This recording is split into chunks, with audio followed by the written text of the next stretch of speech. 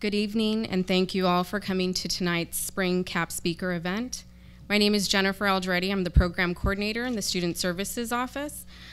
I'd like to extend a special welcome today to all of our new spring admits who've come back to USC from studying abroad last semester. I hope you enjoyed tonight's program and everything that your new CAP mentor has to offer to you this upcoming semester. Before we get underway with the formal portion of tonight's program, I'm pleased to introduce the Dean of the Marshall School of Business, Jim Ellis, who's here to welcome all of you to this great program and introduce tonight's guest speaker. Please help me in welcoming Jim Ellis.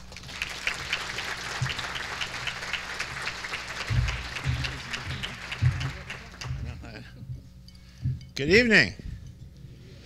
Great turnout. Wow, glad you're all here. This is a real special evening for those of us who live at USC. When all of you mentors come to campus to really spend the time with your mentees and to find out how smart our students really are. We're pretty proud of our Marshall students, as you might imagine. And we really hope that you can help them go to the next level and come up with a thought process to take them to a point where they really want to be. You all have been there, as all of us with a little bit of gray hair know, that sometimes that helps. Not often, but it helps. You guys that are young, don't get old, okay? It's not fun. But my job up here tonight is truly to do one thing, and that's to introduce our guest speaker.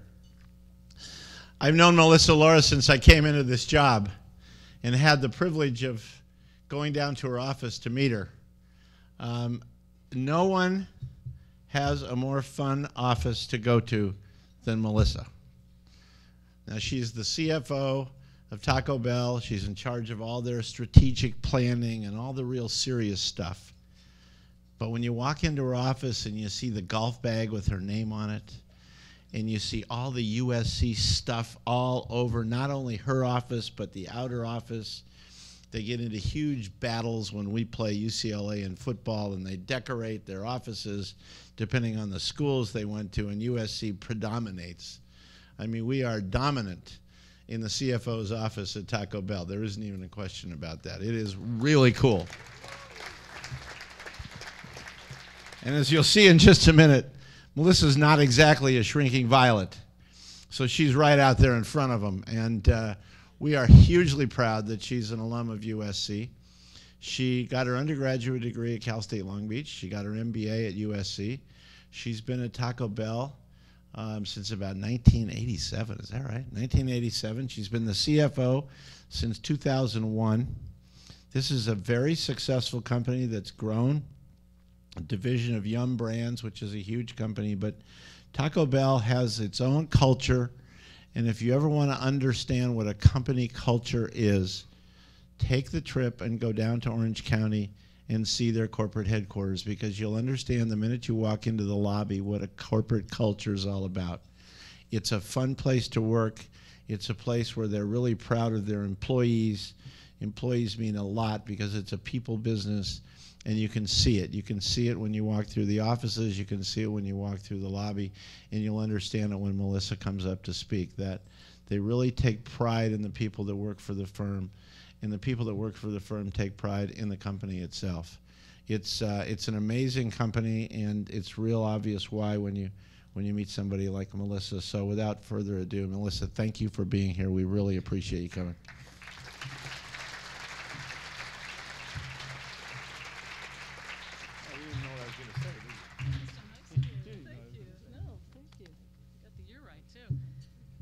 So I was going to say that this is going to be the most informal, formal part of your presentation. So tonight, I tend to wander when I present, so I'm going to try and stay as close to the microphone so you can all hear me as I can. But if I start to wander, just kind of go like this, and I'll maneuver back over here to the microphone. So I am Melissa Lora, CFO of Taco Bell.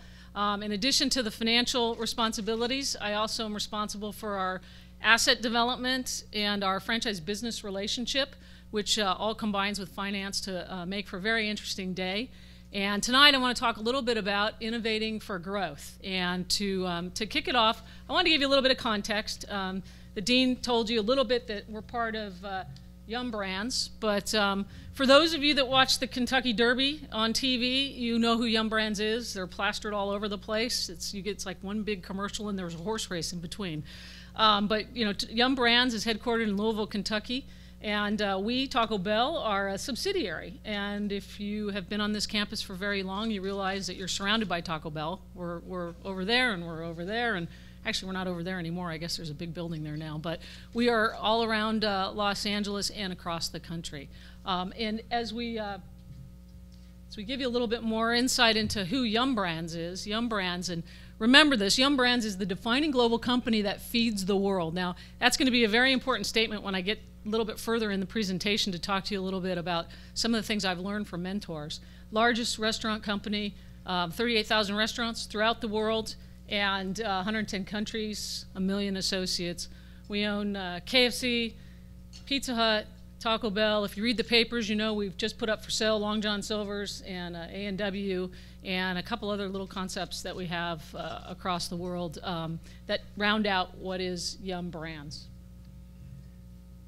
Taco Bell is the domestic growth engine for Yum Brands, and we are what we call our vision is fuel for a pioneering spirit, and I'll talk a little bit more about that in a little bit later, of why that's so important to us. But we're about $7 billion in revenues, about 6,000 restaurants, and we just started our global expansion, which is very exciting for us as a business. You know, we've always been a domestic business.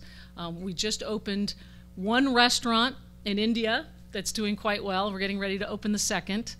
We have some restaurants in the Caribbean and in a few other countries around the world, but we're very excited about taking our brand to the rest of the world and making Taco Bell fun. Most people have these amazing stories when they talk about Taco Bell. When they say, where do you come from? Who do you work for? And I'll say, Taco Bell, wherever I am in the country. And they'll go, oh, I remember when, you know, or I remember, even tonight I was talking to a gentleman and a gal from Norway who said her parents were here from Norway, got married in Las Vegas, and that night went to Taco Bell for dinner. So it was just an amazing story. I hear those all the time. That might be the best one so far, but that was great. And so, you know, I wanted to share a little bit about innovating for growth, both in your careers, you know, as beginning folks in starting some of your careers, as later in your careers. To me, innovation it's always happening. You know, it started with the caveman. You know, had the cavemen and women not been innovating, right? You know, we wouldn't have fire. Or, you know, Steve Jobs, or, you know, Bill Gates, or whomever, Glenn Bell. You know, innovation is just what progresses us forward, and it's so important. I want to give you a few little tidbits about that as you think about your career and as you think about brands. For any of you that are going to be in business, anything you do is going to be about building some brand, whether it's yourself as a brand, whether it's an entrepreneurial business as a brand, whether it's an accounting firm, whether it's a bank, whatever it is, you're going to be working on building brands. And that's going to be really important. I want to give you just a few little tidbits about, you know, what I've learned in the path and the journey that I've had on building great brands. So I'll start with, you know, innovating and your personal brand. And the best way to do that is to talk a little bit about how do you innovate in your career. And I wanted to just share a little bit about my path. It helps you understand sort of ways you should start thinking as young leaders in your lives, where, you know, how you should take risk and how you should think about yourselves. I always say get outside your comfort zone, because that's the most important thing you can do to grow and challenge yourself. So this is a path I took. The interesting thing is my title is CFO, but I've always been a finance person running away from finance. You know, I got into finance, I learned all the basics, and then I ran over to development because, you know, it was so much fun to build restaurants, and it was so much fun to do that kind of stuff and drive out there and actually see, you know, the product of what you were doing. And then they sucked me back in, and I did M&A work, which was kind of interesting. Because, you know, you're learning about transactions and doing those kinds of things. And then I ran away into this general manager role. So, what, you know, general management for a finance person is sort of an interesting getting outside your comfort zone, right? So you think about this. You know, Southern California girl. In fact, Mike Klein is out there somewhere. Little did I know, he knew me when I was 6, came up to me and said, "Are you Missy Bates?" I said, "No, I'm Alyssa Lora, but I used to be Missy Bates when I was 6. You know, growing up in the San Fernando Valley and becoming a finance person, going to school in California, doing all of my career in California, and a mentor of mine, and this is why mentors are so important, came to me and said, "I have this opportunity for you in the East Coast in a general management role." You talk about your comfort zone, right? You know, it could have been farther outside my comfort zone, and it was probably the most important thing I ever did in terms of growing as a leader and becoming a better professional, a better finance professional. I moved out to the East Coast, interesting story there too. As I got into the cab and I was moving to Maryland and I was driving out to my house in what I thought was the Northeast, that was my territory, the Northeast, and I was driving out to my house, and the taxi driver, I talked to everybody, and I'm talking to the taxi driver, and I said, "Oh, I just love to be out here in the Northeast. It's so fun. I'm learning so much about how to drive a business in the Northeast." And he looked at me and he says, "Ma'am, you're living in the South." and it was just an amazing awakening, which was, you know, there's just so much to learn out there. There's so much excitement to be had when you're out growing a business and when you're out building a business. And that's what I learned when I became a GM. And then they pulled me back in to become CFO, which has been wonderful, 2001, an exciting opportunity to kind of put all the nuts and bolts together and pull it together. And then did a couple other interesting adventures that I currently sit on the board of KB Home. For some of you, you know that that's one of the top home builders in the country. They've had an interesting few years, and it's been an awesome experience. They are a terrific brand, and they are a very exciting opportunity. That was how do you get outside your comfort zone once you're in a very senior leadership role and do something that's exciting and energizing, where you're giving back but you're also learning. And I went and did that. So my lesson to all of you sitting out there, when you're thinking about doing something, think about when those opportunities come along that seem so outside of your normal thing. Think hard about it and take advantage of it, because it's really, really important as you grow and as you learn to innovate on your own career. You are a brand, and so you have to innovate and stay fresh. Power of mentorship. Mentors are sitting in here. Thank you to all the mentors sitting in here. It's a wonderful thing that you do. Mentees, you know, it's great to have mentors. You also have to give it back, you know, at some point. It's important to be a mentor at some point to whomever might be out there that might be needing your leadership. I want to give you a few snippets of some mentors that I had and some of the things that I learned along the way that might be helpful for you as you think about your careers and as you think about your lives and as you think about your growth. The first, I'll tell you, is a gentleman. His name was Pete Baci. And you'll see that everyone's smiling in these pictures. Pete Baci is a former chairman of Yum Restaurants International. When you look at Yum Brands, it's a big business. Yum Restaurants International is one of the primary growth vehicles for Yum, and Pete built it. And what Pete taught me way back when he was CFO at Taco Bell was you have to create a talent machine. You have to be a provider of opportunities. So whatever, if you're an entrepreneur or if you're managing a division of a business, think about how you can make that a talent machine. How can you bring people in who are very talented and give them experiences and then export them to some other great opportunity so they too can have challenges in their career and they can grow and they can learn. So important to create it. We at Taco Bell think, and I in the finance world at Taco Bell think this is the most important thing that I do, is bring young, smart people in and give them a breadth of experience and then move them off to do whatever it is that they want to do. I have folks in marketing and operations, people that have gone to India and to UK and over to Louisville, Kentucky. Become a talent machine. And if you're talent, take advantage of those opportunities that come your way.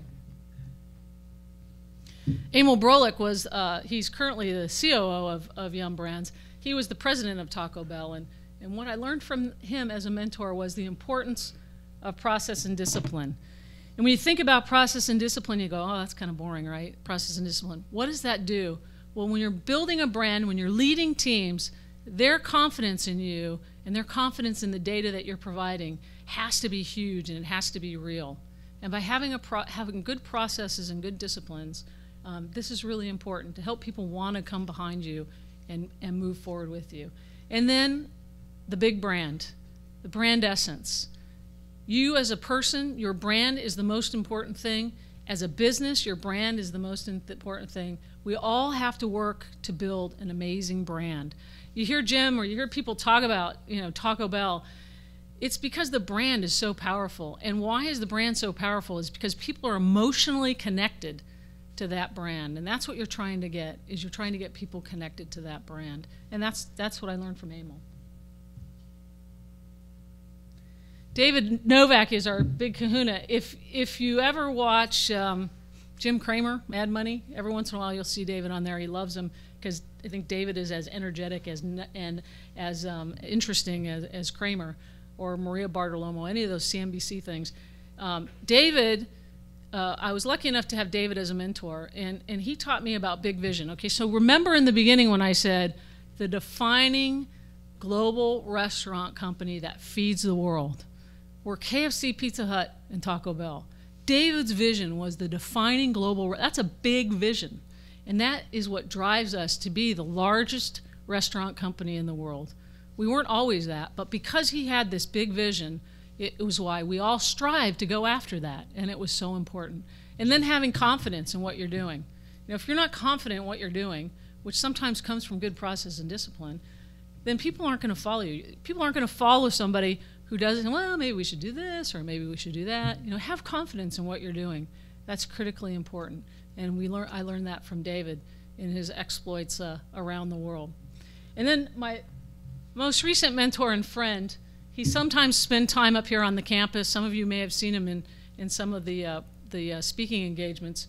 Greg Creed, he's Australian, and he's a delightfully smart man. And what he has taught me, and I think this is probably one of the most important things for all of you as you go through life and as you go through your careers, is everybody is smart. Just sort of stipulate to the fact that everybody's smart.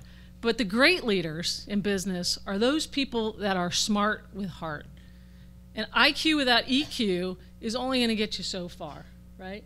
And IQ without character is only going to get you so far. And character fits into the heart piece. Because as an individual, you need to have character, and as a company, you need to have character. And this is tremendously important as you go forward in your business lives, is to really think about, how do you manage your career and make sure that you're not just smart, but you're tapping into the emotions of the people that you're working with your customers, with all the people that you're engaging with. I mean, I think, Jim, that's what you felt when you were at the Taco Bell building, is the fact that we really want to engage with people and understand them emotionally so that we can make sure that whatever we're doing is going to help deliver on what they're trying to get out of it. Greg tells a great story about this. I guess he wasn't an admiral, but he was something below an admiral. And he was in the Navy for 17 years, and he finally got his own ship. And he wrote this book. It's called It's Your Ship. It was very, very creative. And in that book, what he talked about was when he got his ship, he got the worst ship in the Navy. And within 2 years, he had the best ship in the Navy. And the interesting thing about when you're in the Navy is you don't get to pick your ship, and you don't get to pick your crew, right? In business, sometimes you actually get the opportunity to do that. He had what he had, and he had to make it great. And what he did over the course of the beginning of his career on that ship, he sat down with every single crew person on that ship and just talked to them for maybe 15 minutes to understand who they were, where they came from, what was important to them. What did they always wanted to do on that ship that the bureaucracy wouldn't let them do? Where was the innovation going to come from? It was going to come from all those folks. And that's the heart. And you match that up with the smart, and you end up, with the best ship. And that's just so important. And Greg has been a wonderful person to teach that. So as I said, there's so many things that are corollaries between building great brands and building great careers. And the things I'm going to talk about now for a few minutes is just, building great brands, because innovation is a critical part of branding, and having a great brand is a critical part of being successful in the marketplace. There are really three things: clarity, relevance, and consistency. When I get to consistency, I won't tell an accounting joke, but there's a great accounting joke there. So clarity. You guys are all going to think I'm nuts here, but who are we and what do we stand for at Taco Bell? Well, we believe our mission is fuel for a pioneering spirit. You're like, yeah, but you sell like 99-cent tacos. No, we sell fuel because fuel can be interpreted as food. It can be interpreted in so many ways. And remember, we're not just in the stores. We're not just on TV. You know, we have Facebook and Twitter, and you know, it's just it's a whole world where we're trying to ignite fuel and passion around our brand. And then pioneering. We were the first in value. We were the first ones to do that. We pioneered it. And the great thing about pioneers is you just keep doing it. You know, it's not like you get to a destination and you end. And that for us is really the key to every decision we make about the Taco Bell brand gets run through that filter of fuel for a pioneering spirit. And spirit's really important as well. Relevance is so important in anything that you're doing. You know, we at Taco Bell, I'm hoping that a lot of you in this room have had our $2 meal deal or some of the Why Pay More menu. We are a value brand. We're delivering affordable meals for folks that are delicious and can be had in a very convenient way. And we need to be relevant to the consumer, and we need to be relevant against our competition. Relativity is not in the absolute only. It has to be versus your competition. And whatever you're doing, whatever entrepreneurial venture, whatever you're doing, you have to be thinking about the product that you're delivering or the way that you're delivering it. It has to be relevant to the consumer that you're trying to go after. And so for us, we spend boatloads and boatloads of money on consumer research. I won't even tell you how much, but it's a lot of money. And in September 15th, 2008, what happened, right? The whole world changed, right? I mean, the whole world changed when Lehman filed for bankruptcy. And from that, all kinds of stuff happened. And our consumer is incredibly tied to the economy and to what's happening. And so we went out and did some research, and we said, okay, so what happened to our consumer? And it was fascinating because we had to stay relevant to that consumer. And you can see, you know, what they went from to what they went to. And I'll tell you, any business that you have out there, I mean, we serve 100 million people a week, so we're probably serving your customers too. I mean, this is just how the mindset in the economy has changed in terms of how people are thinking about life, right? They want to be responsible. They want to be vigilant. They want to be resourceful. They're prioritizing. I mean, that's the mindset of if you're Nordstrom's, right? The Nordstrom consumer is probably thinking along the same lines. And for us, it was times 10 because ours is a value proposition. You know, our average check is in $6, right? So this is all very, very important to them. And then consistency. You know, whether you're a leader or whether you're a brand or whatever you are, if you're a baseball player or Mark Sanchez, consistency is so important to what you're doing in building your brand. And that is something that we believe so strongly in, trying to deliver whatever it is that you're promising your consumer each and every day. Critically important. Reframing is something that I would encourage all of you sitting in this room, whether you have your own businesses or whether you're mentees. Every day when you get up, you need to reframe and rethink about whatever it is that you're doing. Because if you don't reframe, it's very ho-hum. Reframing is getting things interesting. It's the key to innovation. And I'll give you an example of how we reframed at Taco Bell. It might help you a little bit. So there's this category, this whole thing called Mexican QSR. QSR is quick service restaurants. And it's about a little short of $11 billion category. And we're 60%, so that's pretty good. You say, oh, Taco Bell, you're doing pretty good, right? 60% of the MQSR category. Well, we want to be a $10 billion business. I told you we were, you know, about a $7 billion business. Well, we want to be a $10 billion business and not, you know, while I'm still there, which hopefully will be a while, but not forever. And so if I went out and I said to the folks that were working with us and our franchisees, we're 75% franchise owned, we're going to wipe out all these other guys and we're going to get all of their share and we're going to be a $10 billion business. You think they'd believe me? You know, they'd look at me and go, are you nuts? You think you're going to wipe all these guys out? So we couldn't go out that way. We had to reframe. Reframing was critical to being able to energize and motivate our organization to the outcome that we were going for, a $10 billion business. So here's what we did. Well, we just happened to be a part of a category called quick service restaurant that's $230 billion. And we said, you know, we only have a 2.7 share of this massive category called quick service restaurant. If we simply get to 4% share, we'll be at about $10 billion in revenue. How many of you think that if 96 of every $100 goes to somebody else, and we only get $4 of every $100 spent in this category, how many of you think we can do that? Well, that's a whole different mindset, right? That's a whole different level of confidence that our teams and our franchisees and our folks are like, yeah, we should be able to do that. Let's get going, right? Reframing, it takes something from the impossible to the possible, which is a critical part of growth. And then how do you do it? Well, we have a little thing called achieving breakthrough results, which is it's sort of an interesting way of thinking about things. Intentionality is sort of the energy to get something done, and the method I talked about before, it's the processes. Without one or the other, it's sort of like IQ without EQ. Intentionality without method is not going to give you results, right? So if I have all the intentionality in the world and I don't have any method, what am I going to have? I'm going to have chaos, right? And if I have all the method in the world and I don't have any intentionality, I'm just going to have nothing. I'm going to have no progress. But you combine the two together, and through that you get results.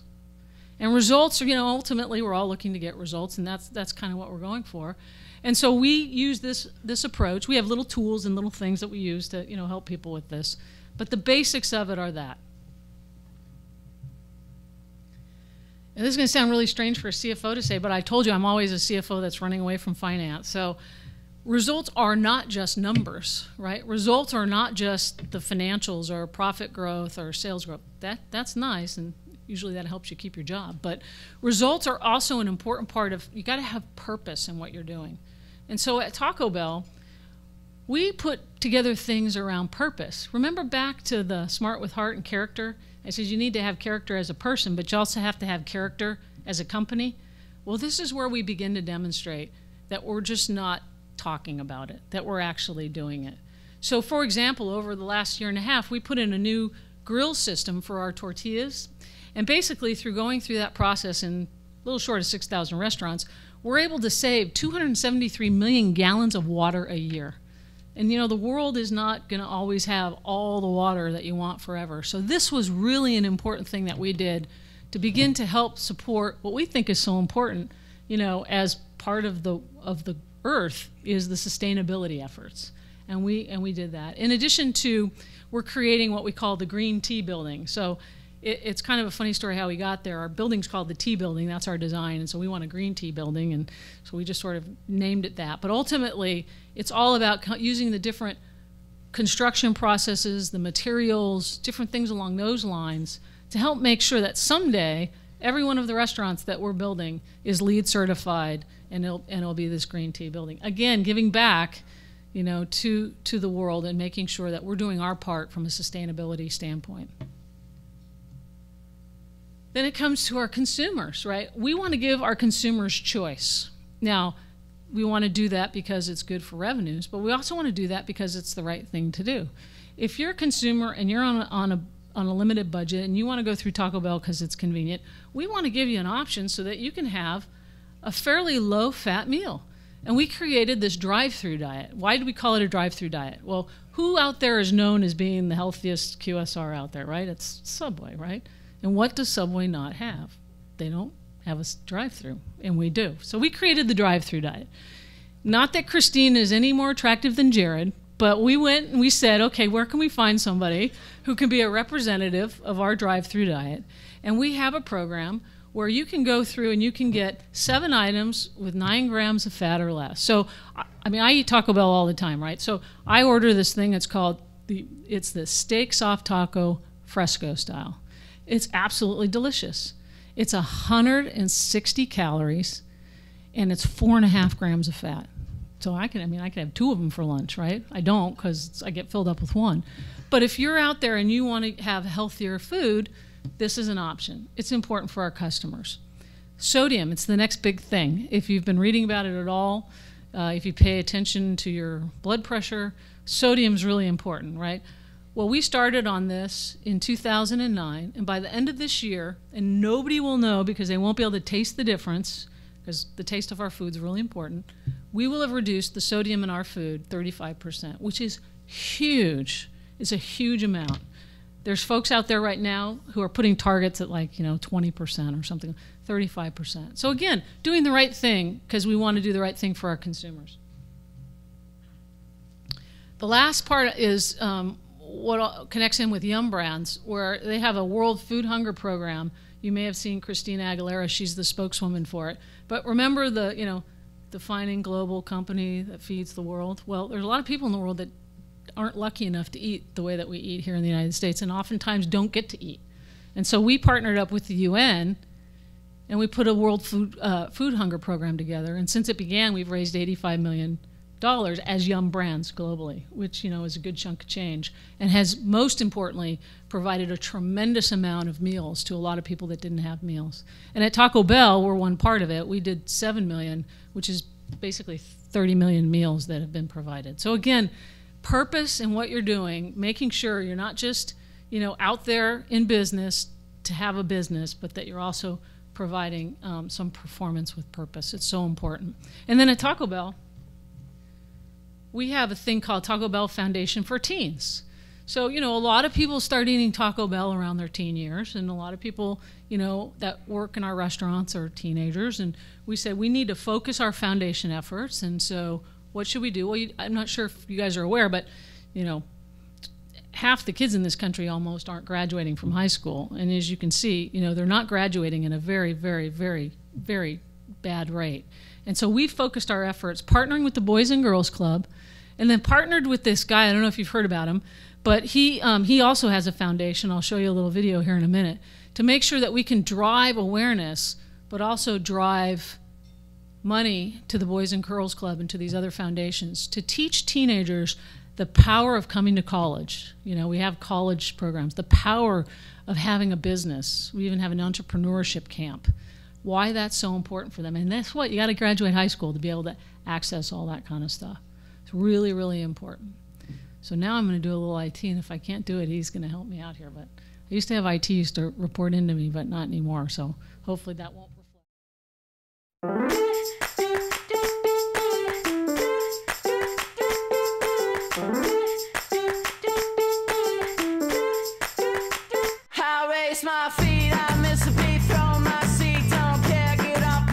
I'm here on the set of the Mark Wahlberg shoot. It's a commercial that we're going to have around telling America the Taco Bell Foundation for Teens is launching our Graduate to Go program, and that Mark Wahlberg is going to be our celebrity ambassador for the program. 1, 2, 3, turn around. Don't you watch me now, just turn around. Touch your knees, don't look, just turn around. Mark Wahlberg's Youth Foundation teamed up with the Taco Bell Foundation for Teens to tackle the teen graduation crisis in the new campaign called Graduate to Go. Do it now, walk right through that door. 1, 2, 3, don't you watch me. Turn around, do it. We can inspire kids to stay in school, to get an education, to graduate, to go on further and get a college degree. Even if, we inspire a handful of kids to do that, that's awesome. Walk right through that door. One of the leading factors in a teen's future success, a high school diploma.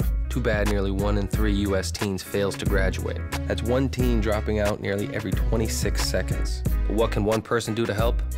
It takes just $1 to help create a lasting change in a teen's life.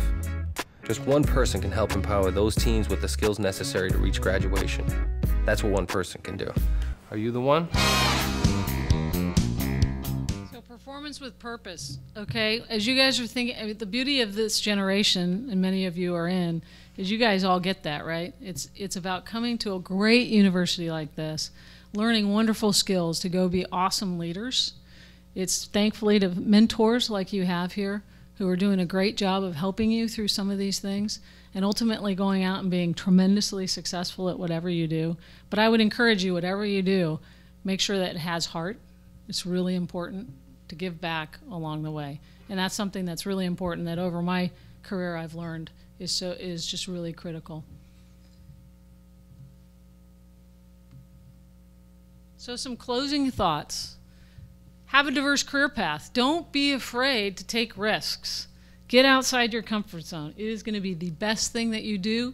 It makes life so much more interesting, and it'll be a wonderful way to build knowledge. Knowledge is the key, and by doing things that seem a little bit uncomfortable in terms of building skills, go for it, because it will make you a better leader and a more interesting human being, quite frankly. You guys already got this down. You got strong mentors, so this is cool. But keep doing it and give back. Become strong mentors. And make sure you're bugging the mentors you have in this room. You know, don't let them off the hook. Call them with every question you have. Make sure you make the most of it, because it's a tremendous opportunity that you have right now with a great bunch of mentors.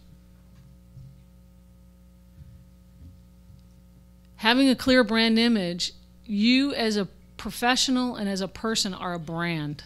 Be clear on what that is. And whatever you're selling out there in the marketplace, be clear on what that is, because that's really important to being successful.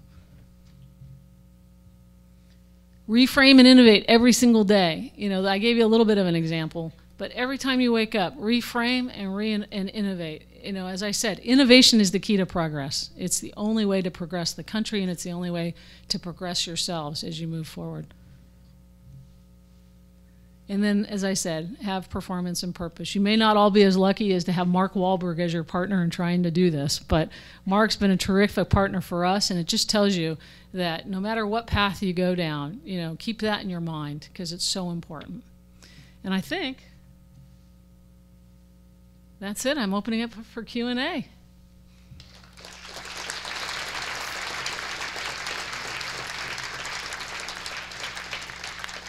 I do have to tell you, I do have this hallway coming down to my office with all these Trojan jerseys, because I used to bet the guys on my team.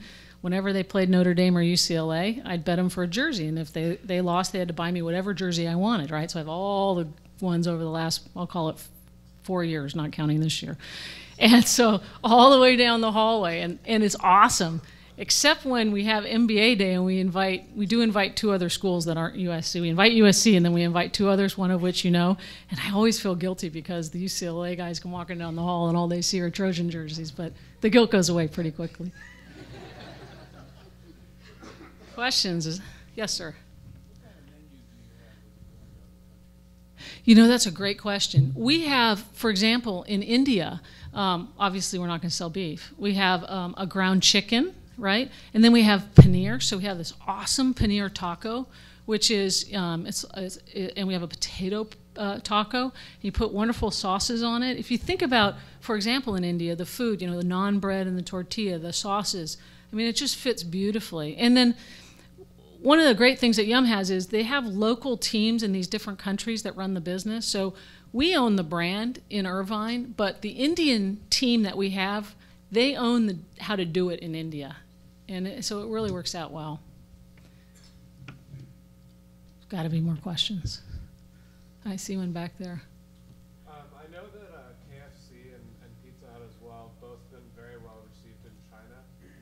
Do you have plans for expanding Taco Bell there as well with those past successes in mind? I would think right now, and you're right, KFC in particular is a powerhouse in China. It's bigger than McDonald's. In fact, it's one of our largest divisions within Yum Brands. We're focusing more on India and some of the other countries, and not necessarily so much in China for Taco Bell. But there's a host of countries that outside of that we're focusing on for Taco Bell.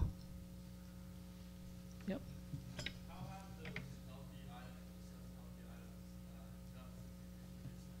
They do pretty well. They have a very loyal following. So before we advertised it, they were running at a certain mix in our menu.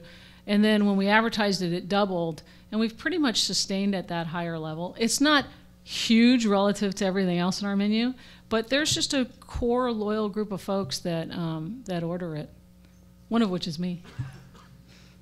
Yes? How would you compare your experience going from Taco Bell to That's a great question. So the biggest challenge was the difference in a role, right? So I'm in an executive management role at Taco Bell, right? My job is to get in there and make sure I'm helping drive our business forward at the nuts and bolts level. You know, I solve problems a lot. As a director on a board, you play a very different role. And so you have different responsibilities, and you're working differently, as on behalf of the shareholders in making sure that the business is being run well. But it's a very different role, so it's been a very interesting experience. And cultures are different too. They're both great cultures. Being in a retail environment creates a certain culture, right? And so that does one thing. And then, every 6 weeks, Taco Bell's on air with a different menu product. There's a certain adrenaline that comes along with that, which creates a high energy level. And any culture has to be a reflection of the brand. So KB Home culture, which is a great culture, is a reflection of the KB brand, where Taco Bell is the Taco Bell brand.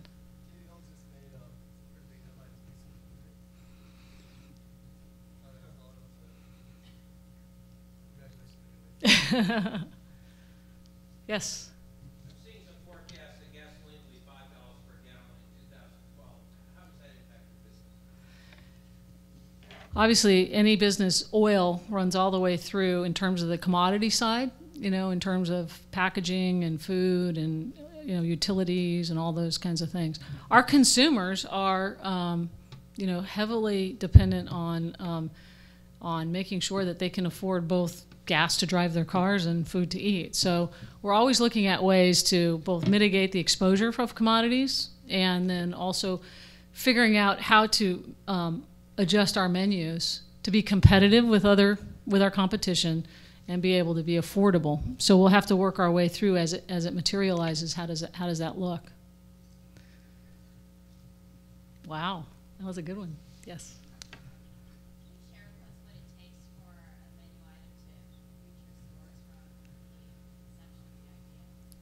It is an amazingly thorough process that you wouldn't even believe. It usually takes maybe as many as 18 months. It's always grounded in the consumer, right? We're always trying to solve for what the consumer needs are. We have a host of engineers and chemists and chefs and people that we have this wonderful lab, and they look at this insight, this consumer insight, and they say, how do we fill that with our products? They work through different things. We go back and test it with the consumer. We figure out how the economics will work for us. And through that process, we test it. We want to make sure it's operationally simple, because we generate a lot of transactions. We test that. When we're testing it in the market, we're testing the advertising. We work with our franchise partners to make sure that we're bringing them along, because 75% of the stores are going to be selling whatever it is, so we want to make sure they're involved in the process. And then if all goes well at that end, we have a wonderful product that we then launch. Yes, sir.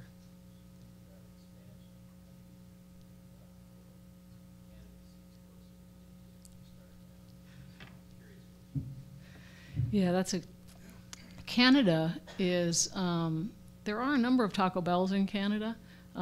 We work with a franchisee up there, and he mostly does them through what we call multi-branding, KFC, Taco Bells. So we work with some of our Canadian partners to do that. But when we look at where the big population bases are, they have a very young demographic in India. Their food just sort of matches up with the palate. The potential is so huge. We have a great team there that runs the business there. And so we sort of worked with our international partners to try and make that happen. And there's other places around the world that we're looking at. What's the potential? How will our brand do? And what does that local team think? And how should we do it? Yeah. So back to your QSR question, Richie. You reframed it as you're taking $4 billion of market share from the QSR as a whole. But like $4 billion has to come from somewhere. So do you see most of it still come from the Mexican QSR? Yeah, if you think about that big QSR pie, right? There's lots of burgers and pizza and chicken, and there's all the food out there in quick service restaurants, right? And we have 2.7% share. We want 4% share, right? So if that's not growing, if the total pie is not growing, then some of that's going to come from a host of all of them. So you see more of it coming from just other like pizza as opposed to Mexican? I think it'll come from the pie, the whole pie. Yeah. Yes. How has the mandatory calorie count affected you guys? And there was a lot of kind of misconceptions with the consumer. What's a lot of calories? Yeah, we always comply with regulations, and as you know, in the Health Care Act, there was some legislation nationally for this. California and some other states have gotten out in front of it, so we're complying with the rules in California. You've probably seen them now in California starting in January, going up, and we're going to do it, and that that's what we're being asked to do, and that's what we're going to do. Think you'll probably address maybe some of the menu items, or? We want to have menu choice, right? So we want to be a convenient place for people to come to access the food they love, and some folks will love things like the fresco or the drive-through diet menu, and some folks will want a Mexican pizza, and so everybody's we want to make sure that people have choice, and that's ultimately what we're trying to do. Yes.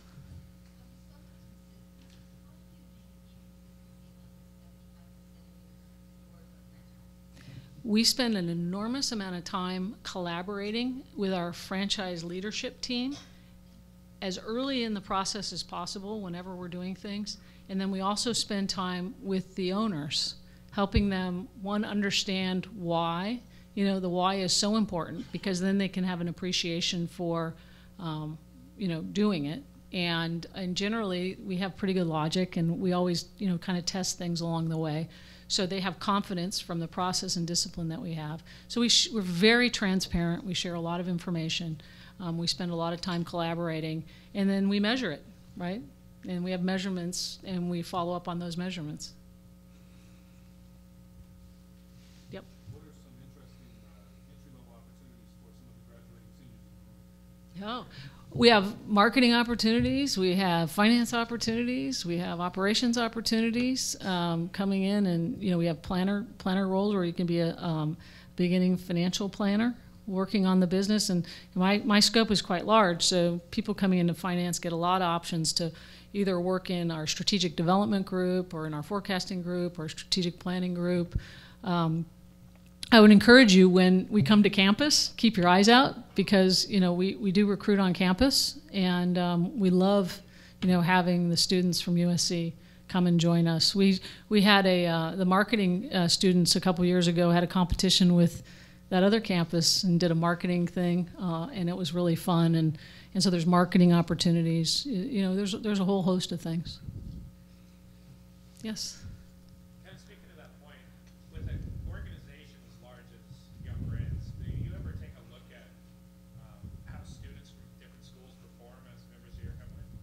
That's a great question. I've never really looked at that, because Yum recruits from other schools than we recruit from. So there's a huge sample size when you actually think about it. Our international business and our Pizza Hut business is in Dallas, right? And so they recruit from some of those schools.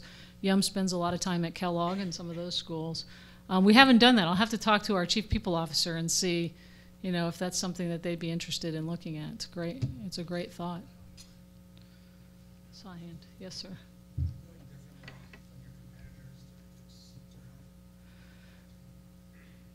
That's a good one. We were just talking about that today.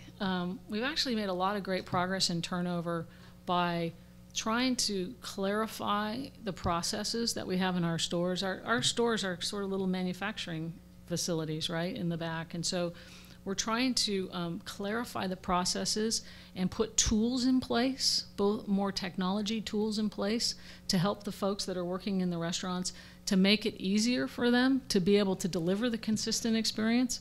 We'd love to be able to have even more technology available to them to help eliminate any of the frustration that just comes with the day in, day out running of the restaurants. So by making their jobs better, either through better tools or better processes, or quite frankly through the culture, recognizing and honoring them as, restaurant general managers in our culture are the #1 leaders in the company. By doing that, we're trying all those things to try and make it a better place to work. And our restaurant managers are part of a stock program. So we try and also build in for them, you know, some of the longer term growth, so that then they can create their little wonderful warehouses, you know, for growth and opportunity.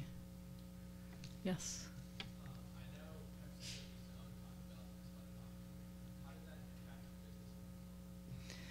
PepsiCo was a great business.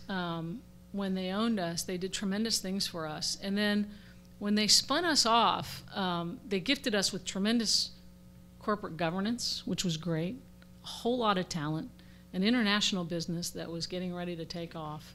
And what we then had to do was take it and define it as a restaurant business, right? Because PepsiCo is, you know, is a little bit more of a packaged goods business, right, to a certain extent.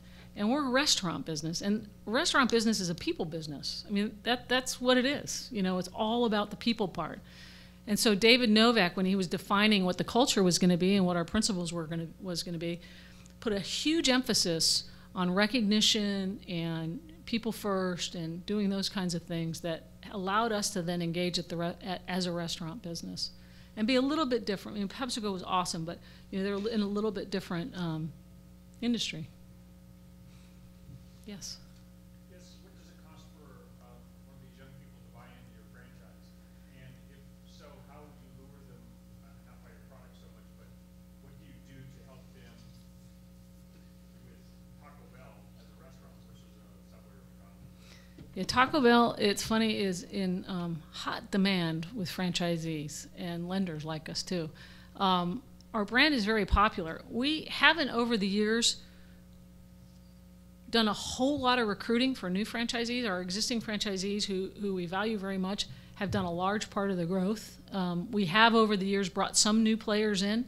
Right now we're beginning to go after some more rural opportunities with in line with an end cap, which is a lower cost entry point where you could actually come in as a franchisee and maybe operate one or two. So we are going to begin to look for franchisees that would be interested in that. One of the things that is important is to have some level of operating experience, you know, because if you are running a small franchise, that's important. And we work together with interested folks. If you had operating experience, we can work to try and match you up with people that have capital. There's a lot of money out there. And that's sort of how we've been working through it. We haven't done a huge amount. You know, the few that we've brought in have tended to be larger folks coming in and buying other franchisees. Yes. Yeah, our president, Greg Creed, spent a year as the chief operations officer for Yum, and he began to define the strategy for Taco Bell International. And then we worked together with our Yum Restaurants International team. Really owns a lot of the international expansion, where to do it, what to do. We own the brand, you know, and making sure that when we do it and where we do it, you know, we're working in partnership with them. But a lot of that work gets done through a partnership with our Yum Restaurants International team in Dallas. Mexico's been a bit of a challenge for us. Yeah. Yes.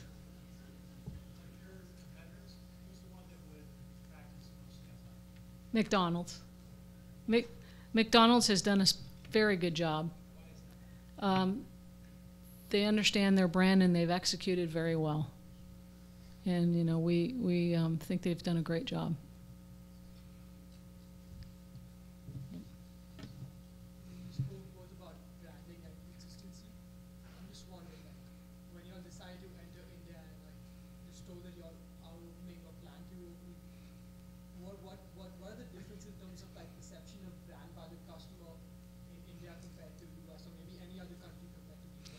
Yeah, that would be our international team would be working more on helping define that, what the menu needs to be. How do we're a value brand, right? So what does value mean in India, right? I think the equivalent of a taco there, I think, is around 39 cents. You know, so and they work with us. We have a general manager who runs the Taco Bell International business who reports into Yum Restaurants International. So the beauty of Yum Brands is we have this incredible international team who have teams in different markets. So for us, we're really lucky to have that because, you know, we can work together with them to make sure that Taco Bell's taken around the world in a very thoughtful way, and they have a lot of accountability for that.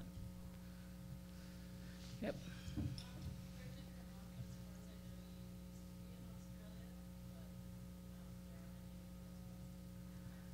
There's a brand in Australia called Taco Bell's, I think.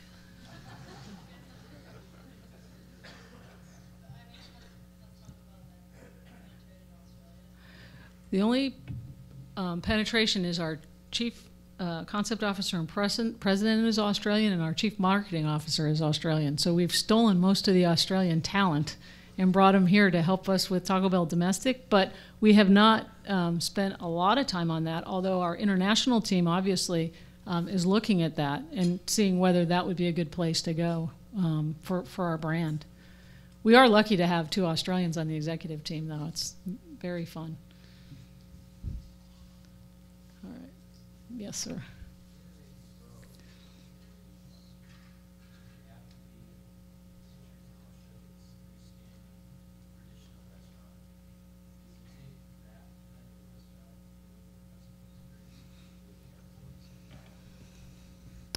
Today we have about 650 outlets that are non-traditional, whether they're in airports or on universities, or we are on a lot of military bases, so we can do it that way. Our more traditional development here in the United States is going towards that type of building, but then as I said earlier, we're also going out and doing end caps with drive-thrus. We do like drive-thrus. A lot of our business goes through the drive-thru. But we're trying to come out with more innovative ways to get that, but do it real estate can be tight in places, and so a freestanding building isn't always achievable. So we're opening up to that, and also we do some inline opportunities in suburban areas or areas where that makes sense, where you can't get a drive-thru and most of the traffic's walk by anyway. So we do that as well. We want to do the right thing for the trade area, right? Whatever that dynamic is in that trade area, we should be doing the right thing. Can you quickly tell us the story of the first Taco Bell and where it was? Downey, California. It's kind of a weird thing, isn't it? I don't know what's in the water in Downey.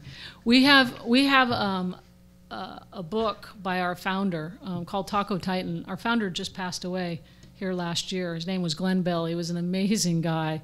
We stayed very connected to him through the years. In fact, when we moved into our new building last year, we changed the name of the street to Glenn Bell Way and had he and his wife and his kids come down for a ceremony, because the things that were his principles are so important to us. So if you ever want to know about Taco Bell's beginnings, just get Taco Titan by Glenn Bell. Is that it? One more.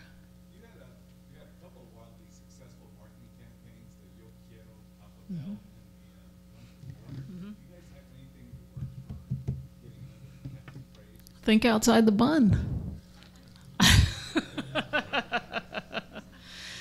Our marketing officer is constantly thinking about, what's the right advertising campaign. We do love Think Outside the Bun. It actually has done really well for us. But we're always challenging, fuel for a pioneering spirit. What does that mean, and trying to figure out what it should be. All right, I think they're going to give me the hook. Yes, ma'am.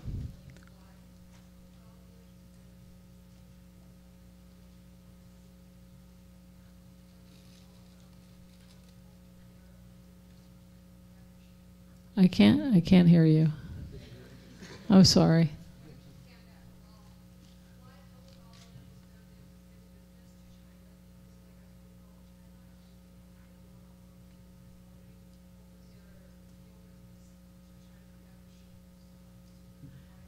I think it's just a prioritization, right? It's not that we're not going to do that. It's just when, right now when we look out at, where we're focusing our efforts for Taco Bell, our international team is helping to define that, and so it's just prioritization. All right, thanks everybody, appreciate it.